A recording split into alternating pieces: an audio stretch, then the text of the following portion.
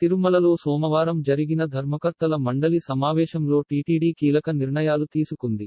శ్రీవారి భక్తులకు బంగారు మంగళసూత్రాలు, లక్ష్మీకాసులను విక్రయించాలని నిర్ణయించినట్టు టీటీడీ చైర్మన్ కరుణాకర్ రెడ్డి తెలిపారు. ధర్మప్రచారంలో భాగంగా బంగారు మంగళసూత్రాలను తయారు చేసి శ్రీవారి పాదాల వద్ద ఉంచి భక్తులకు విక్రయించనున్నట్టు చెప్పారు. గతంలో 32,000 మందికి సామూహిక వివాహాలు జరిపి మంగళసూత్రాలు అందించగా వారిలో ఏ ఒక్కరూ మతం మారలేదని, మత మార్పిళ్లకు అడ్డుకట్ట వేయడమే లక్ష్యంగా ఈ నిర్ణయం తీసుకున్నట్టు వెల్లడించారు.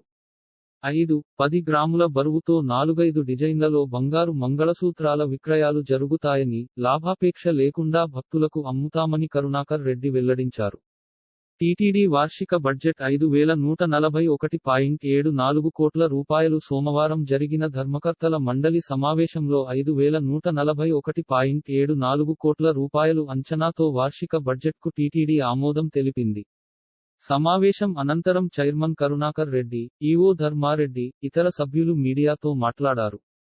తిరుపతిలోని శ్రీపద్మావతి చిన్నపిల్లల సూపర్ స్పెషాలిటీ ఆసుపత్రికి శ్రీపద్మావతి ఇన్స్టిట్యూట్ ఆఫ్ చైల్డ్ హెల్త్గా పేరు మార్పునకు ఆమోదం తెలిపినట్టు వివరించారు. ఆకాశగంగ నుంచి ఔటర్ రింగ్ రోడ్డు వరకు ఉన్న 2 వరుసల రహదారిని 4 వరుసల రహదారిగా మార్చేందుకు నిర్ణయించామని, ఇందుకోసం రూ.30.71 కోట్లతో టెండరుకు ఆమోదం తెలిపారని చెప్పారు. ఇక టీటీడీ ఆధ్వర్యంలో నడుస్తున్న 26 స్థానిక ఆలయాలు, విలీనం చేసుకున్న 34 ఆలయాల్లో నూతన పోస్టుల కోసం ప్రభుత్వ ఆమోదానికి ప్రతిపాదన పంపేందుకు నిర్ణయించామని చెప్పారు.